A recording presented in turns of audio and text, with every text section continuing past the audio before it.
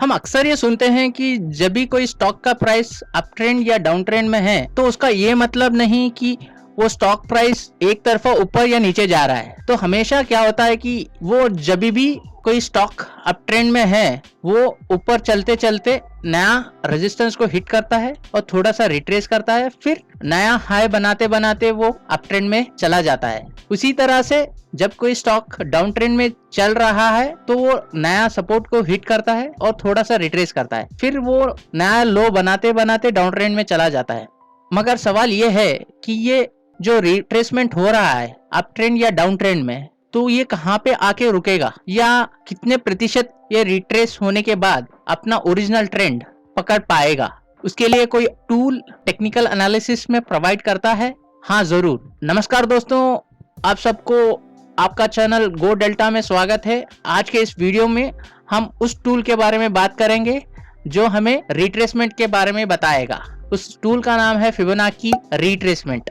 हम इस वीडियो में फिबोनाची टूल क्या होता है और उसे कैसे यूज करते हैं प्रोफेशनल ट्रेडर्स, और हम फिबोनाची टूल के द्वारा अपने एंट्रीज को कैसे फाइन ट्यून करें, इस वीडियो में हमें पता चलेगा। वीडियो स्टार्ट करने से पहले दोस्तों मैं आप सबको रिक्वेस्ट करता हूं कि आप चैनल पे नए हो तो जरूर सब्सक्राइब करके जाना और इस वीडियो को अंत तक देखना। अगर आपको ये कंटेंट पसंद आया तो जरूर एक लाइक या कमेंट छोड़ के जाना।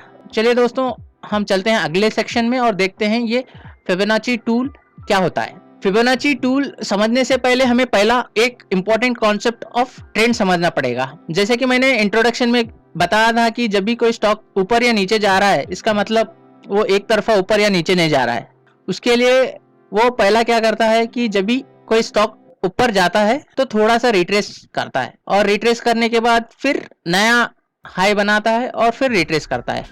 इसको हम टेक्निकल एनालिसिस में समझा है तो इसे हमें हायर हाई और हायर लो कहते हैं। आप यहाँ पे देखिए, जब भी कोई स्टॉक हायर हाई बना रहा है, यहाँ पे जो वेव या जो ट्रेंड हायर हाई बना रहा है उसे हम इम्पल्स और इम्पल्सिव वेव भी कहते हैं।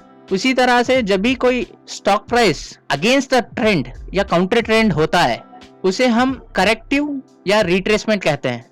कुछ लोग उसे काउंटर ट्रेंड भी कहते हैं, कुछ लोग उसे रिट्रेसमेंट भी कहते हैं, कुछ लोग उसको करेक्शन भी कहते हैं। सभी एक ही चीज को डिनोट करते हैं कि वो स्टॉक अपने आप को पिछले ट्रेंड से करेक्ट हो रहा है। तो उसी तरह से हम अगर डाउन ट्रेंड का देखें तो पहला एक लो बनाता है, फिर थोड़ा सा करेक्शन होता है, फिर बाद में फिर एक नया लो बनाता है। वैसे ही करते करते वो लोअर लोस और लोअर हाइज बनाता है। मगर सवाल ये आता है कि हम ये सब क्यों सीख रहे हैं? हम इसलिए सीख रहे हैं कि ताकि हमें ये जो हायर लोस जो अप ट्रेंड में फाइंड करना है या हायर लोस डाउन ट्रेंड में फाइंड करना है वो कैसे फाइंड करें। उसके लिए कोई टूल है क्या? जैसे कि मैंने अपने प्रोडक्शन में बताया था कि हम फिबोनाची रिट्रेसमेंट टूल के बारे में बात कर रहे हैं, तो हम उस टूल को यूज करेंगे और फाइंड करेंगे कि ये हायर लो अप ट्रेंड में कहाँ पे बन रहा है और लोअर हाई डाउन ट्रेंड पे कहाँ पे बन रहा है। मगर और एक सवाल दिमाग में आता है, ये सब सीखने से हमें क्या फायदा है?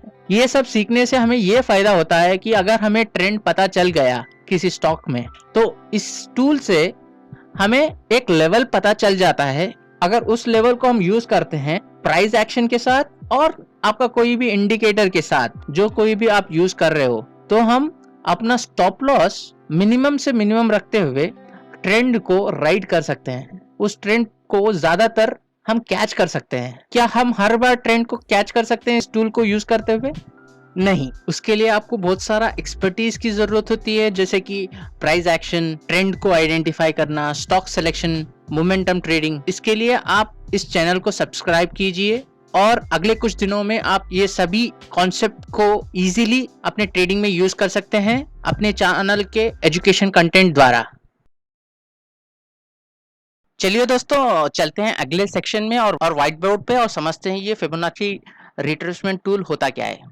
फिबोनाची रिट्रेसमेंट टूल के बारे में जानने से पहले कुछ इंफॉर्मेशन देने की जरूरत है, so that you can understand, आप समझ पाए कि ये रेशियोज क्यों आते हैं। उसके लिए मैं थोड़ा सा एक बैकग्राउंड दूंगा और उसके बाद में उस टूल को और हम ट्रेडिंग में कैसे यूज करते हैं उसके बारे में समझेंगे। लिनार्डो फिबोनाची बोल के एक मैथमेटिशियन ने 12वीं सेंचुरी में एक सीक्वेंस ऑफ नंबर को इन्वेंट करते हैं, और वो नंबर्स, तो उन्होंने क्या किया कि 0 और 1 को, जो नेचुरल नंबर्स है, दोनों नंबर लेके और कुछ सीक्वेंस जनरेट किया, जो सीक्वेंस नेचुरल सीक्वेंस भी होता है। और ये सीक्वेंस बहुत सारे नेचर और ह्यूमन बॉडी में भी उस रेशो को देखा गया है। इसीलिए लोगों ने समझा कि ये रेशोस फाइनेंशियल मार्केट में भी यूज हो सकता है, तो उन्होंने कुछ रेशोस को ट्रेडिंग में यूज करते हैं। वो रेशोस क्या है वो हम समझेंगे, मगर उससे पहले वो रेशो कैसे आते हैं वो समझेंगे। तो फिबोनाची ने क्या किया कि उन्होंने 0 और 1 को नेचुरल नंबर्स को लेके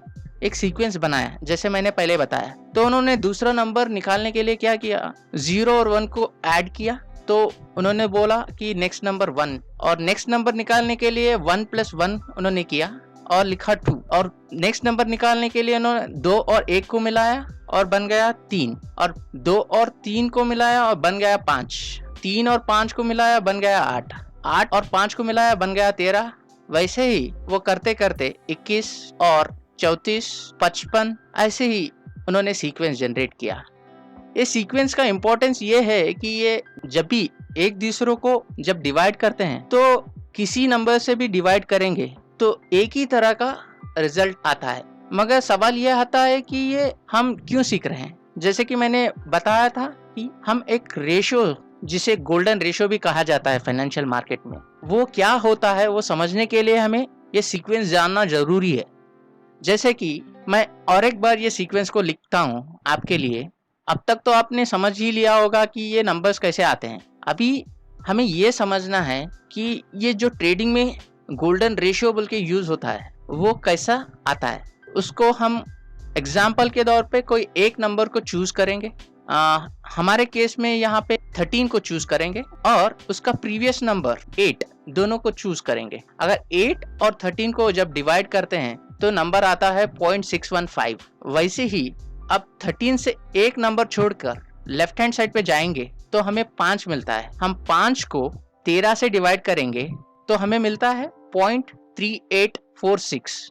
ये रेशो जो है हर नंबर पे रिपीट होगा। जैसे कि हमने यहाँ पे 13 लिया है, आप कोई और भी नंबर लेंगे और उसका लेफ्ट हैंड साइड पे जाएंगे। जैसे कि हमने यहाँ पे 34 लिया है, अभी 21 को 34 से डिवाइड करेंगे तो हमें 0.61 के करीब ये आंसर आएगा। तो वैसे ही अगर हम 34 से एक लेफ्ट और जाएंगे, जैसे कि 13 को चूज किया, तो हम डिवाइड करेंगे तो हमारा आंसर 0.380 आएगा। तो ये सीक्वेंस नेचुरली जनरेटेड नंबर से आएगा, तो ये रिपीटेटिव होगा। और ये सीक्वेंस हम किसी भी तरह से डिवाइड करेंगे। जैसे कि मैंने यहाँ पे एक सीक्वेंस बताया था, एक नंबर लो और लेफ्ट जाते जाते हम डिवाइड करते जाएंगे तो हमें कुछ रेशोस मिलते हैं। वो रेशो हमेशा कांस्टेंट ही होते हैं, इसीलिए उन्हें गोल्डन रेशो कहा जाता है। कॉमनली यूज्ड रेशोस जो है वो होता है 38.2%, 61.8%, 100% यानी 1, और होता है 1.38। वो 21 को 21 से डिवाइड करेंगे तो वो 1 आएगा, और दूसरा आएगा 1.382 और 0.23, 0.78। वैसे भी कुछ नंबर्स हैं, मगर वो हम ट्रेडिंग में ज्यादा यूज नहीं करते हैं। हमारे ट्रेडिंग के लिए हम जब यूज करते हैं तो हमें सिर्फ इन कुछ गोल्डन रेशियोस को यूज करते हैं बेसिकली। तो 1 के बाद जो भी नंबर्स आ रहे हैं वो हम टारगेट्स के लिए यूज करते हैं, और 1 से जो भी पहले रेशियोस आते हैं या परसेंटेज आते हैं तो हम उसे एसएल या रिट्रेसमेंट के लिए यूज करते हैं। मगर सवाल ये है कि ये रिट्रेसमेंट और एसएल कैसा यूज होता है, हम वो अगले सेक्शन में पढ़ेंगे। देखो, मैंने बताया था कि जब भी कोई स्टॉक अप ट्रेंड में जाता है तो वो हायर हाई और हायर लो बनाते हुए जाता है। ये फिबोनाची टूल जो है, ये जो हायर लो बन रहा है वो कहाँ बन रहा है वो बताता है। तो वो फाइंड करने के लिए हम फिबोनाची टूल को यूज करते हैं। वो हो गया हमारा अप ट्रेंड। अगर कोई स्टॉक डाउन ट्रेंड में चल रहा है तो हमें ये पता है कि वो लोअर लो और लोअर हाई बनाता है। तो वो लोअर हाई कैसे फाइंड करें, वो लोअर हाई फाइंड करने के लिए हम फिबोनाची टूल को यूज करते हैं, जिससे हमें पता चलता है कि स्टॉक अगर करेक्ट होगा या रिट्रेस होगा तो ये लेवल पे होगा। वो लेवल्स क्या है और वो कैसे फाइंड करते हैं, चलिए हम वो अगले सेक्शन में देखते हैं। फाइनेंशियल मार्केट में मैंने बताया था कि 3 रेशियो का बहुत यूज होता है। एक होता है 38.2%, दूसरा होता है 50% और तीसरा होता है 61.8%, है ना। अक्सर ये देखा गया है जब भी कोई स्टॉक अपने आप को करेक्ट करता है या रिट्रेस करता है, इन 3 ही रेशो में ज्यादातर वो रिवर्सल पाया गया है। मान के चलो जब भी वो अप ट्रेंड में है तो करेक्ट जब भी करते करते वो अपना करेक्शन 38.2% पे या तो 50% पे या तो 61% पे चांसेस बहुत ज्यादा बढ़ जाते हैं यहाँ पे वो रिवर्सल। इसका मतलब ये है कि जब भी ये प्राइस इस लेवल पे आएंगे तो वो रिवर्स होके फिर से अप ट्रेंड में जाने की कोशिश करेंगे। वैसे ही अगर हम डाउन ट्रेंड पे देखें तो जब भी कोई स्टॉक डाउन ट्रेंड पे चलता रहेगा तो वो 38.2%, 50% या 61.8% तक या रिट्रेस करके वापस डाउन ट्रेंड में जाने का बहुत सारे चांसेस होते हैं। इसका मतलब ये नहीं कि जब भी कोई स्टॉक ये रिट्रेसमेंट लेवल पे आएंगे तो हम बाय या सेल करेंगे। हम ऐसे नहीं कर सकते क्योंकि हमें बहुत सारे पैरामीटर्स को कंसिडर करना पड़ेगा जब ये स्टॉक प्राइस इस लेवल पे आता है। जैसे कि मैंने बताया था कि जब भी कोई स्टॉक फिबोनाची रिट्रेसमेंट लेवल पे आता है तो हमें बहुत सारे पैरामीटर्स का ध्यान रखना होता है, जैसे कि प्राइस एक्शन, मोमेंटम है कि नहीं, जब करेक्शन कर रहा है उस लेवल पे मोमेंटम कम हो रहा है कि ज्यादा हो रहा है, या ग्लोबल पैरामीटर्स क्या हैं, इंडेक्स का ओवरऑल ट्रेंड क्या है। ये सभी का ध्यान रखते हुए हम डायरेक्टली इस लेवल पे ट्रेड नहीं कर सकते हैं। हम जरूर ये लेवल्स को यूज करेंगे। वो कैसे करेंगे हम अभी थोड़ी देर में बताएंगे, मगर उससे पहले हम पहले ये जानने की कोशिश करेंगे कि ये परसेंटेज में है तो हमें कैसा पता चलेगा कि ये एक्चुअल लेवल क्या है। क्योंकि जब भी स्टॉक जो ट्रेड होता है वो एक भाव पे ट्रेड होता है, मगर हमने अभी तक जो सीखा है वो सिर्फ परसेंटेज या डेसिमल में सीखा है। तो हम अगले सेक्शन में जाते हैं तो एक एग्जाम्पल के द्वारा हम समझेंगे कि ये परसेंटेज से हम लेवल कैसे निकालते हैं। चलिए दोस्तों, हम अगले सेक्शन में जाते हैं और समझते हैं कि ये लेवल्स कैसे निकालते हैं।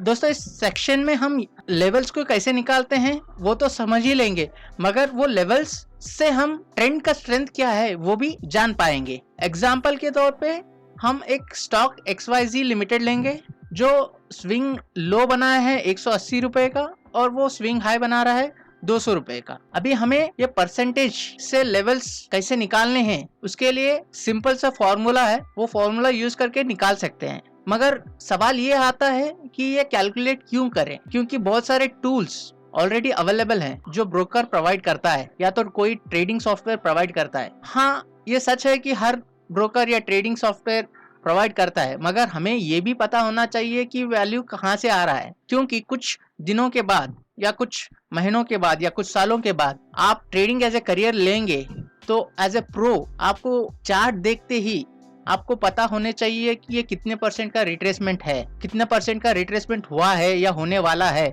ताकि आप ट्रेडिंग डिसीजंस माइंड में ही कैलकुलेट करके ट्रेड ले सकते हो। ना कि बहुत सारे कैलकुलेशन आप ट्रेडिंग टर्मिनल पे ना छोड़ते हुए खुद पे और अपने नजर से ही बता सकते हो कि ये रिट्रेसमेंट कहाँ तक हुआ है।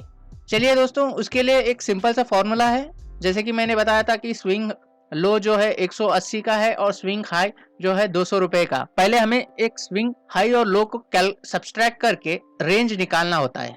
ये रेंज हमारे यहाँ 200 रुपए माइनस 180 रुपए, हमारे को रेंज मिल गया 20 रुपए का। यानी ये स्टॉक XYZ लिमिटेड पिछले ट्रेंड जो अप ट्रेंड है उसमें से वो 20 रुपए भाग चुका है। अभी हमें इस 20 रुपए का कितना रिट्रेसमेंट होने पे रिवर्सल आ सकता है वो लेवल को फाइंड करना है। उसके लिए क्या करते हैं, हमने रेंज निकाला है 20 रुपए, अब वो रेंज को हम हाई में माइनस करते हैं। एग्जाम्पल के तौर पे हम लेंगे, हमें 38.2% का लेवल कैसा निकालना है।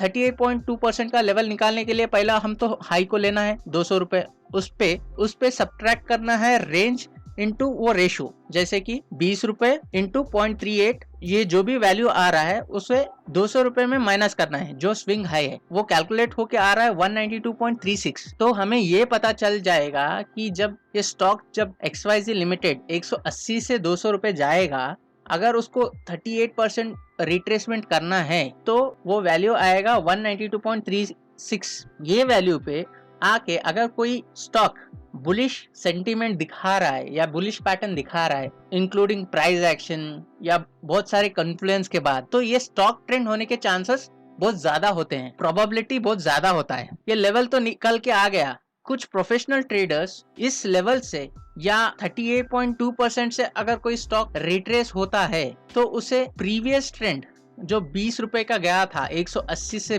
200 रुपए, उसे वेरी स्ट्रॉन्ग ट्रेंड मानते हैं। लॉजिकली देखेंगे तो सही है। ये जो स्टॉक मार्केट होता है वो बुल्स और बेयर्स का होता है। बुल्स ने 180 से 200 रुपए तक लेके गए, मगर बेयर्स ने 200 रुपए से सिर्फ 192.36 तक ही वो वैल्यू लेके आ सके, वहां तक ही बेयर्स का मोमेंटम चला गया। इसीलिए जब भी कोई स्टॉक 38.2% से रिवर्सल होके फिर अप ट्रेंड में जाता है तो वो ट्रेंड को बहुत ही पावरफुल ट्रेंड माना जाता है। ये ट्रेंड अक्सर ऑल टाइम हाई पे देखा जाता है, जहां पे जब कोई भी स्टॉक ऑल टाइम हाई पे जाता है तो प्रॉफिट बुकिंग आता है, तो थोड़े दिनों के बाद वो मोमेंटम लूज होता है और वहां से एक नया हाई बनाने का कोशिश करता है। वैसे ही अगर हम कोई स्टॉक का 50% लेवल या रिट्रेसमेंट लेवल निकालना चाह रहे हैं तो हम उसी फॉर्मूला पे डालेंगे तो क्या होगा, 20 रुपए का तो रेंज है, 50% पे मल्टीप्लाई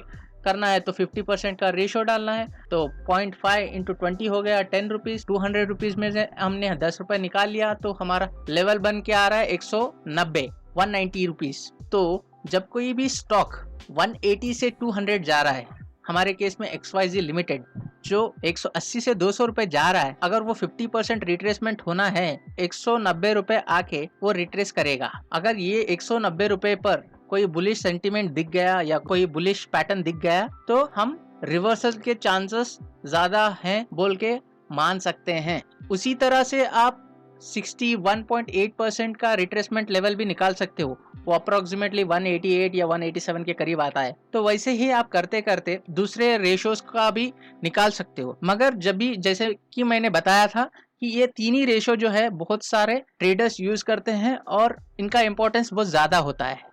जैसे कि मैंने बताया था कि जब कोई स्टॉक 38.2% रिट्रेस करता है तो उसका ट्रेंड बहुत स्ट्रॉन्ग होता है। वैसे ही जब कोई स्टॉक 50% रिट्रेस करता है हम उसका ट्रेंड को नॉर्मल ट्रेंड कहते हैं, ज्यादा पावरफुल नहीं और ज्यादा वीक भी नहीं। वैसे ही जो कोई स्टॉक 60% करेक्ट होता है, 61.8% तक करेक्ट होके रिवर्सल मारता है, वो प्रीवियस ट्रेंड को हम वीक ट्रेंड भी बोलते हैं और बहुत सारे कॉन्फ्लुएंस के साथ वो ट्रेड को लेते हैं। उसके नीचे अगर कोई स्टॉक जाता है तो इधर हम रिवर्सल के लिए देखते हैं या हम हॉरिजॉन्टल डिमांड सप्लाई या हॉरिजॉन्टल सपोर्ट रेजिस्टेंस पे काम करते हैं। ये सेक्शन में तो हमने ये सीख लिया कि जब कोई रिट्रेसमेंट लेवल होता है तो वो लेवल कैसे निकालें और वो ट्रेंड कितना स्ट्रॉन्ग है या वीक है उससे पता चल जाएगा। मगर हमें ये कैसा पता चलेगा कि ये रिट्रेसमेंट लेवल यूज करके हम एसएल कैसे लगाएं,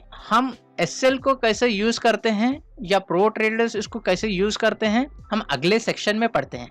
दोस्तों, हमने पिछले सेक्शन में देखा कि रिट्रेसमेंट टूल को यूज करते हुए हम ट्रेंड का स्ट्रेंथ कितना है, स्ट्रॉन्ग है, वीक है या नॉर्मल है, वो पता चल जाता है। इस सेक्शन में हम रिट्रेसमेंट टूल के द्वारा हम ये समझेंगे कि ये एसएल में कैसा काम आता है, या ऐसे कहें कि हमारे एंट्रीज को ये फाइन ट्यून कैसा कर सकता है। जैसे कि हमने पिछले कुछ सेक्शन में यूज किया था कि कोई stock XYZ limited up trend में जा रहा है तो वो रिट्रेस करने के लिए हमारे पास 3% हैं, वो है 38.2%, 50% और 61.8%। तो हम उसका ही एग्जांपल लेते हुए ये एसएल का कॉन्सेप्ट भी समझेंगे कि क्या होता है कि जब भी कोई स्टॉक अपने आप को करेक्ट कर रहा है 38.2% पे अगर कोई बुलिश सिग्नल दे रहा है या कोई बुलिश पैटर्न बना रहा है और हमें लग रहा है कि बहुत सारे पैरामीटर्स उसके कॉन्फ्लुएंस में हैं, फिर भी trading is a game of uncertainties, जैसे क्रिकेट होता है तो यहाँ कुछ भी हो सकता है।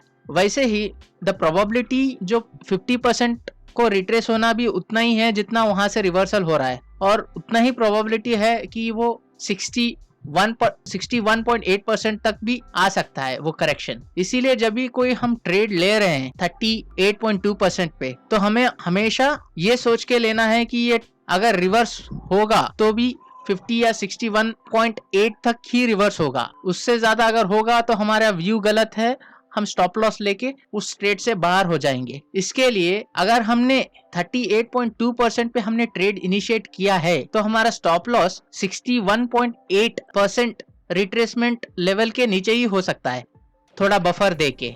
तो क्या हो सकता है कि हम 38.2% पे इनिशिएट कर रहे हैं और हमारा स्टॉप लॉस आ गया 61.8%, तो स्टॉप लॉस हो गया सबसे बड़ा। तो इसके लिए हम उसके प्रोपोर्शनल क्वांटिटी साइज को रिड्यूस करेंगे as a part of risk management.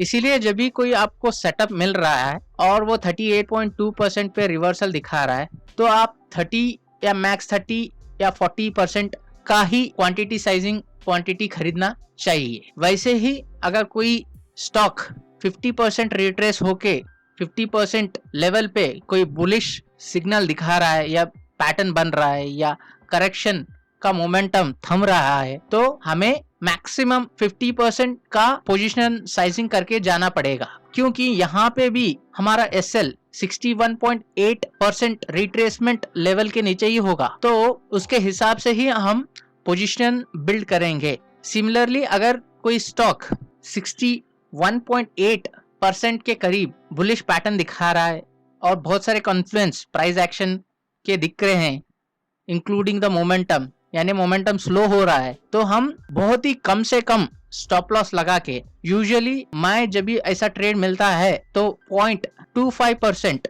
Of the ATR को लगा के, एसएल लगा के वो ट्रेड को इनिशिएट करता हूँ। तो क्या होता है, तो हमारा स्टॉप लॉस कम से कम तो होगा, मगर मैंने पहले ही बताया था कि पिछले सेक्शन में कि अगर कोई स्टॉक 60% तक करेक्ट हो रहा है तो हमें बहुत सारे कॉन्फ्लुएंस का हेल्प या मदद लेके ही उस ट्रेड को इनिशिएट करना पड़ेगा। आप भी जब भी कोई ट्रेड इनिशिएट कर रहे हो तो बहुत सारे कॉन्फ्लुएंस लेके ही ट्रेड करना। सिर्फ फिबोनाची रिट्रेसमेंट टूल को यूज करके कोई ट्रेड नहीं इनिशिएट करना चाहिए। एग्जाम्पल के तौर पे अगर मान के चलो हमारे प्रीवियस एग्जाम्पल को ही लेके चलते हैं, XYZ लिमिटेड जो हाई लगाया था 200 रुपए और उसका रिट्रेसमेंट लेवल आया था 38% का 192।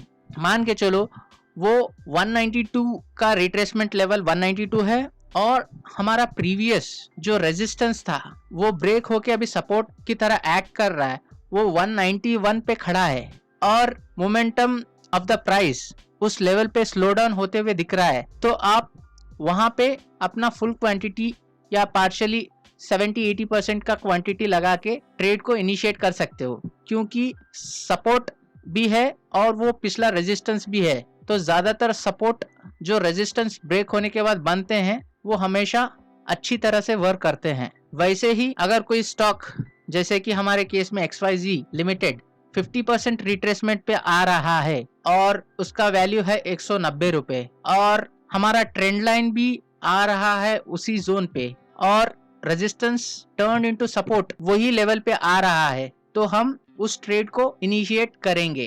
कहने का मतलब ये है कि जब भी हम ट्रेड ले रहे हैं हम फिबोनाची को एज अ रिफाइनमेंट टूल ले रहे हैं। Sole purpose of retracement tool is only to identify proper retracement level in advance। ये advance में हमारे को बताता है कि रिट्रेसमेंट क्या हो सकता है, ये नहीं कहता कि यहाँ पे आके बाय और सेल करना है। बाय और सेल हम प्राइस एक्शन के साथ मिक्स करके और बहुत सारे इंडिकेटर्स आप यूज कर रहे हैं या OI एनालिसिस अगर कर रहे हैं तो वो सब कॉन्फ्लुएंस में लेकर इस ट्रेड को इनिशिएट करना चाहिए। हम आगे भी एक चार्ट में जाके देखेंगे कि कैसा ट्रेड को इनिशिएट होता है, मगर इससे आपको ये कंसेप्ट तो क्लियर होना चाहिए कि ये फिबोनाची टूल जो बहुत सारे चैनलों में बताया जाता है कि आप यहाँ पे बाय करो और यहाँ पे सेल करो, with only this tool you can not initiate. आप सिर्फ ये टूल से ही इनिशिएट नहीं कर सकते। दोस्तों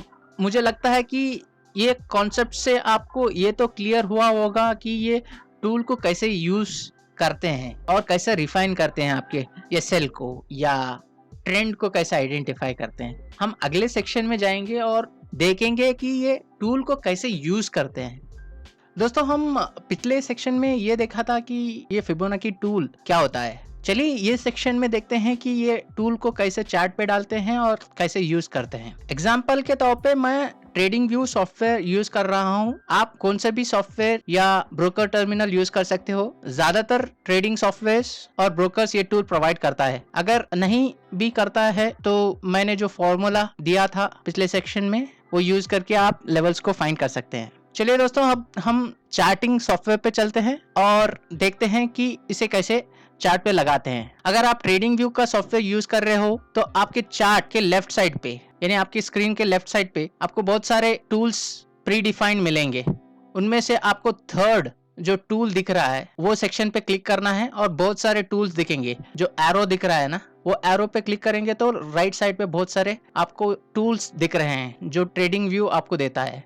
मेरे केस में फिबोनाची या फिब रिट्रेसमेंट फर्स्ट रो में दिख रहा है। आपके केस में हो सकता है वो कहीं नीचे कहीं हो, क्योंकि मैंने उसको फेवरेट में डाला है इसीलिए वो फर्स्ट दिख रहा है। आपके केस में कहीं नीचे होगा, आप जरूर उस पर क्लिक करना। अभी चार्ट पे चलते हैं और देखते हैं इसे कैसे ऐड करते हैं। मान के चलो कि हम कोई स्टॉक अप ट्रेंड में चल रहा है या इंडेक्स अप ट्रेंड में चल रहा है, उसे हम रिट्रेसमेंट टूल के द्वारा कितना रिट्रेस होगा वो देखना चाह रहे हैं। तो हम क्या करते हैं, पहला तो वो टूल को सेलेक्ट करते हैं और वो स्विंग हाई और लो को आइडेंटिफाई करने के लिए हम चार्ट पे चलते हैं। तो मैंने क्या किया, यहाँ पे टूल पे क्लिक किया और जिस स्विंग के बारे में हम स्टडी कर रहे हैं, जो रिट्रेस कितना होगा, वो स्विंग के लो पे क्लिक करना है और दूसरा क्लिक अपना स्विंग हाई पे होगा। दोस्तों, हम ये प्रोसीजर अप ट्रेंड वाले स्टॉक्स को यूज करेंगे। अगर कोई स्टॉक डाउन ट्रेंड में होगा तो हम पहला स्विंग हाई पे क्लिक करेंगे और दूसरा क्लिक स्विंग लो पे करेंगे।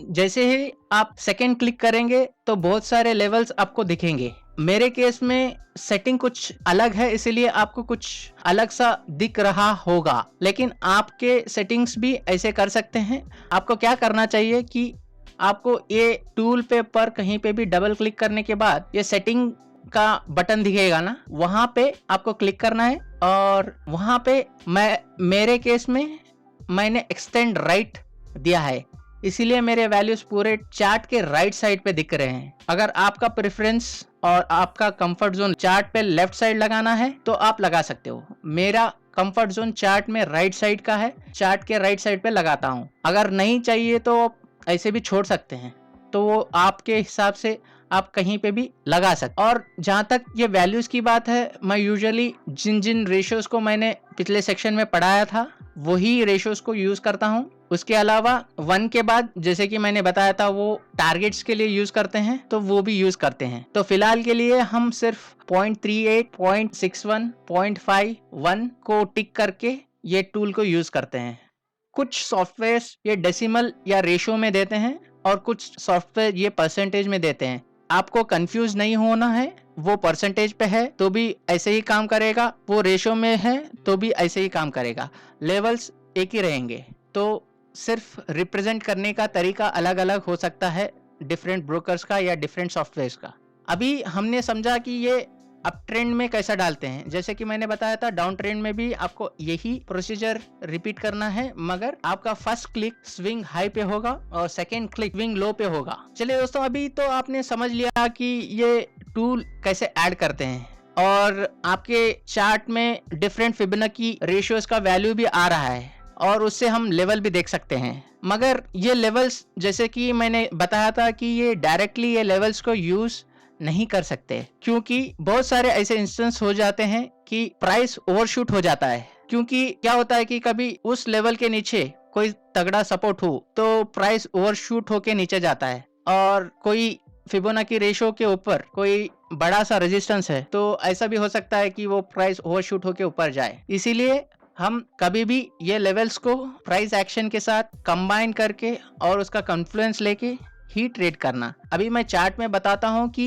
हम इस टूल के द्वारा अच्छे लेवल्स कैसे निकाल सकते हैं और उस पे प्रिडिक्शन कैसे लगा सकते हैं। जब भी आप इस टूल से या किसी भी प्राइस एक्शन के साथ ट्रेड करते हो तो हमेशा याद रखना कि पहला क्वेश्चन आप या पहला प्रश्न या पहला सवाल आप अपने आप से पूछोगे कि अगर मेरा व्यू या प्रिडिक्शन गलत हो गया तो where is my exit point.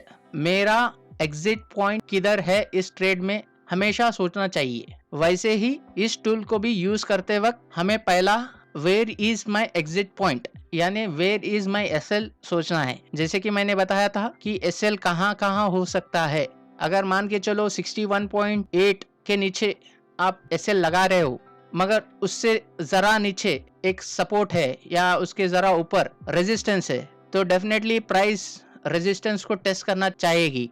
तो आप 61.8 के नीचे भी रखोगे तो वो स्टॉप लॉस हिट होगा। तो आपको जुडिशियस डिसीजन लेना है उस टाइम पे। चलिए अभी मैं ये सब तो ट्रेड के मैनेजमेंट के बारे में बता रहा हूँ, अभी चल के देखते हैं कि ये सेटअप में कैसे कन्वर्ट करें और हमारा ट्रेड को कैसे रिफाइन करें और हमारे एग्जिट पॉइंट्स को कैसे हम रिफाइन कर सकते। एग्जाम्पल के तौर पे हम निफ्टी के चार्ट पे जा रहे हैं और यहाँ पे देखिए कि हम ज्यादा सोचेंगे नहीं। अभी फिलहाल के लिए हम सिर्फ ये का जो ऑल टाइम हाई का लगाया है उसके बारे में देखेंगे। अभी मैंने क्या किया, यहाँ पे टूल्स पे ये जो स्विंग है निफ्टी गया और फिबोनाची को सेलेक्ट किया, रिट्रेसमेंट को, फिफ्थ रिट्रेसमेंट को, और मैंने स्विंग लो पे क्लिक किया, पहला क्लिक, और दूसरा क्लिक मेरा स्विंग हाई पे है। क्योंकि हम अप ट्रेंड का स्विंग देख रहे हैं और उसका रिट्रेसमेंट देख रहे हैं तो हम पहला स्विंग लो पे क्लिक करेंगे, बाद में स्विंग हाई पे क्लिक करेंगे। तो हम देखते हैं कि 38% का रिट्रेसमेंट निफ्टी में फिलहाल 18,068 पे आ रहा है। वैसे ही 50% रिट्रेसमेंट 17,814 पे आ रहा है और 68% 15,560 पे आ रहा है। तो हमें एडवांस में तो पता चल गया कि ये लेवल रिट्रेसमेंट का यहाँ हो सकता है। ये एक potential supports of Nifty future में हो सकते हैं, मगर ये लेवल्स को और वैल्यू होगा जब बहुत सारे कॉन्फ्लुएंस इसके साथ होंगे। जैसे कि अभी मैं देख रहा हूँ निफ्टी में ये 18,050 का जोन है। अगर आप देखेंगे 18,100 से 18,060 का जोन जो है, ये पहला रेजिस्टेंस हुआ करता था निफ्टी को। अभी वो टूट के सपोर्ट की तरह एक्ट कर सकता है। तो हमारे पास पहले कॉन्फ्लुएंस है फिबोनाची 38% का रिट्रेसमेंट, और दूसरा है जो रेजिस्टेंस था वो ब्रेक होके अभी सपोर्ट की तरह एक्ट हो सकता है। और अभी मैं देखूंगा तो और एक कॉन्फ्लुएंस मैं कैसा देख रहा हूँ कि यहाँ पे एक ट्रेंड लाइन भी आ सकता है। यहाँ पे एक ट्रेंड लाइन लगाएंगे तो यहाँ पे और एक ट्रेंड लाइन का कॉन्फ्लुएंस भी आ सकता है। जैसे कि मैंने समझाया था, किसी भी फिब लेवल के पास आपका रेजिस्टेंस या सपोर्ट और उसके साथ बहुत सारे कॉन्फ्लुएंस साथ देंगे तो वो लेवल का इंपॉर्टेंस बढ़ जाता है। अभी जो मैं देख रहा हूँ 18,050 का जोन जो निफ्टी के लिए है वो बहुत ही अच्छे से सपोर्ट की तरह एक्ट हो सकता है, क्योंकि यहाँ पे 3 टेक्निकल एनालिसिस के प्राइस के कॉन्फ्लुएंस हैं। इसका मतलब ये है कि क्या हम कल डायरेक्टली आके 18,000 का कॉल बाय करके निफ्टी में ट्रेड करें? नहीं, ऐसा नहीं होता है। हमें सिर्फ ये लेवल पता चल गए हैं। अभी देखेंगे, अभी कैरेक्टर ऑफ ईच कैंडलस्टिक पढ़ेंगे, अभी देखेंगे कि यहाँ पे मोमेंटम बहुत हाई है, बहुत ही ज्यादा है बेयर्स का। अब 2 बड़ा लाल कलर के कैंडल्स बन के यहाँ पे खड़ा है। इस लेवल पे मोमेंटम बहुत ज्यादा है बेयर्स के तरफ, तो बुलिश ट्रेंड फिलहाल अभी दिखने के लिए टाइम लेगा। अब अगर कल निफ्टी यहाँ पे थोड़ा सा एक छोटा सा कैंडल बनाए और फ्राइडे के दिन वो छोटा सा कैंडल का हाई तोड़ दे तो हम अज्यूम कर सकते हैं कि ये रिट्रेस होके ऊपर जा सकता है। मगर उसके लिए पहला तो मोमेंटम स्लो होना चाहिए। अभी देखो मोमेंटम तो पूरा बेयर्स के कंट्रोल में है, आरएसआई भी जस्ट 40 है, तो आरएसआई भी जरा ऊपर आना चाहिए मोमेंटम बुल्स की तरफ। फिर हम सोच सकते हैं कि ये ट्रेंड रिवर्सल हो सकता है, निफ्टी का करेक्शन हो गया है। तो जब भी ये रिवर्सल होगा यहाँ पे तो हम पहला टारगेट तो 18,450 का देख सकते हैं। अगर इन केस 38% रिट्रेसमेंट पे हमें कोई बुलिश सेटअप मिलता है तो, जैसे कि मैंने बताया था, फर्स्ट टारगेट होगा 18,450 और सेकेंड टारगेट होगा 18,610। ये लेवल पे निफ्टी आ सकती है अगर यहाँ से रिवर्सल लेके ऊपर जाएगा। अगर Nifty with very bullish volume and momentum 18,690 zone को ब्रेक करती है तो हम ऑल टाइम हाई जो है 18,887 वो हम टेस्ट करते हुए देख सकते हैं। लेकिन उससे पहले निफ्टी को ये 38% रिट्रेसमेंट को रेस्पेक्ट करना चाहिए।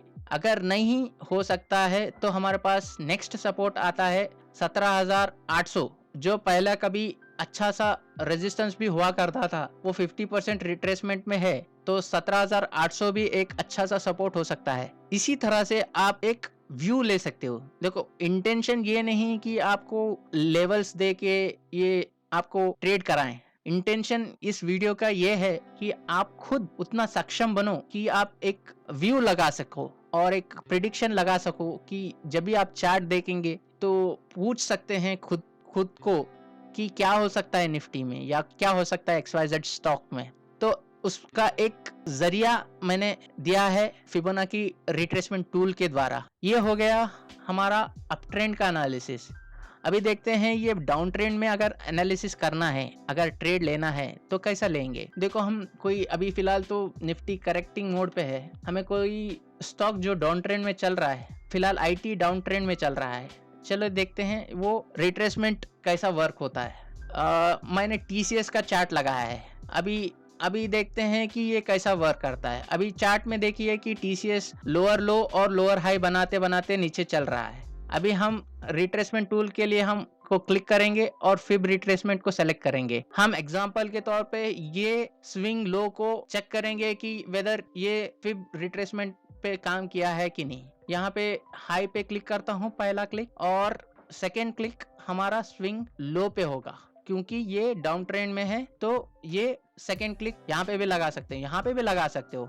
जब प्राइस यहाँ पे है, आपको अंदाजा लग गया कि ये रिवर्सल पॉइंट है, तो आप यहाँ पे भी लगा के प्रिडिक्ट कर सकते हो कि यहाँ से रिवर्स होगा कि नहीं। यहाँ पे अभी लगाएंगे तो यहाँ पे देखेंगे चार्ट पे लेफ्ट साइड पे यहाँ पे एक सप्लाई जोन है जो बन रहा था TCS में, वो और 61% का रिट्रेसमेंट भी था इस स्विंग का। तो वो क्या किया, उसने डाउन ट्रेंड में अपना ट्रेंड कंटिन्यू किया और नेक्स्ट कंटिन्यू करते करते और एक स्विंग लो बनाया उसने। तो स्विंग लो बनाते ही आप देखेंगे कि वो प्रीवियस डबल टॉप की तरह जो बना है और ये स्विंग का सप्लाई जोन भी बोल सकते हैं, उस पे आके फिर रिवर्स हुआ है। इस प्राइस में हम देख सकते हैं कि दो कॉन्फ्लुएंस हैं, एक तो 61% का रिट्रेसमेंट का कॉन्फ्लुएंस है और दूसरा जो सप्लाई जोन प्रीवियस रिट्रेसमेंट में जो बनाया था वो सप्लाई जोन वहां पे खड़ा है। और प्राइस जब ये 61% पर आने के बाद एक एंगल्फिंग काइंड ऑफ कैंडल बनाया, तो तीन पैटर्न या तीन कॉन्फ्लुएंस एक साथ इस लेवल पे हो रहे हैं। तो हम क्यों ना अपना ट्रेंड फ्रॉम अप से डाउन साइड की ओर लगाएं और प्रॉफिटेबल बने। तो बेसिकली ऐसे ही आपको भी सोचना है कि अगर आप नेक्स्ट लो पे भी लगाएंगे, ये स्विंग पे भी लगाएंगे, यहाँ से लेके यहाँ स्विंग लगाएंगे, तो यहाँ देख सकते हो कि ये लेवल जो देख रहा है ये पहला एक सपोर्ट की तरह था और उसको TCS ने ब्रेक किया था। फिर वो 38% पे आके वो फिबोनाची लेवल का एक की लेवल बन गया। तो यहाँ पे रेजिस्टेंस भी है और यहाँ पे 38% का रिट्रेसमेंट भी है और वो 50 और 38% के जोन के अंदर है। और यहाँ पे हम देख सकते हैं कि एक रिजेक्शन कैंडल बनाया, तो जब ये रिजेक्शन कैंडल का लो ब्रेक हुआ तो TCS और नीचे आने लगा। तो इसी तरह आप फिबोनाची टूल को एज ए रिफाइनमेंट टूल या प्रिडिक्टिंग द रिट्रेसमेंट करेंगे तो बहुत अच्छा होगा और प्रॉफिटेबल होगा। आई होप आपको इस वीडियो से कुछ सीख मिला होगा। आप चार्ट पे लगाइए, प्रैक्टिस कीजिए और इसका रिजल्ट बैक टेस्ट में देखिए और इसके रिजल्ट स्टैंड अलोन में देखिए, यानी सिर्फ फिबोनाची रिट्रेसमेंट पे ही देखिए और विद प्राइस एक्शन जैसे सपोर्ट और रेजिस्टेंस, ट्रेंड लाइन या RSI डाइवर्जेंस, ऐसे कॉन्सेप्ट को लगा के देखिए। तो आपको देखेंगे कि इसका result stand alone Fibonacci retracement tool से बहुत ज्यादा होता है। इसीलिए मैं हमेशा सजेस्ट करता हूं कि ये tool in combination with price action देखनी चाहिए, in combination with support resistance देखनी चाहिए, in combination with OI data अगर यूज कर रहे हैं तो देखना चाहिए। तब इसका रिजल्ट बहुत फ्रूटफुल रहेगा और आप प्रॉफिटेबल भी रहेंगे। आपके प्रोबेबिलिटी ऑफ सक्सेस ज्यादा रहे, लूजिंग ट्रेड्स कम होंगे, विनिंग ट्रेड्स ज्यादा होंगे। आशा करता हूं कि आपके ट्रेडिंग में मैंने कुछ आज वैल्यू ऐड किया है। अगर आपको लगता है कि मैंने ऐड किया है तो जरूर एक लाइक करके जाना, सब्सक्राइब करके जाना। अगर कोई डाउट या कोई सजेशन हो तो जरूर कमेंट बॉक्स में कमेंट करके जाना। इसी के साथ मैं ये वीडियो समाप्त कर रहा हूँ। मिलते हैं अगले वीडियो में। आप सबको हैप्पी ट्रेडिंग। मेरे वीडियो देखने के लिए धन्यवाद। मिलते हैं अगले वीडियो पे। जय हिंद।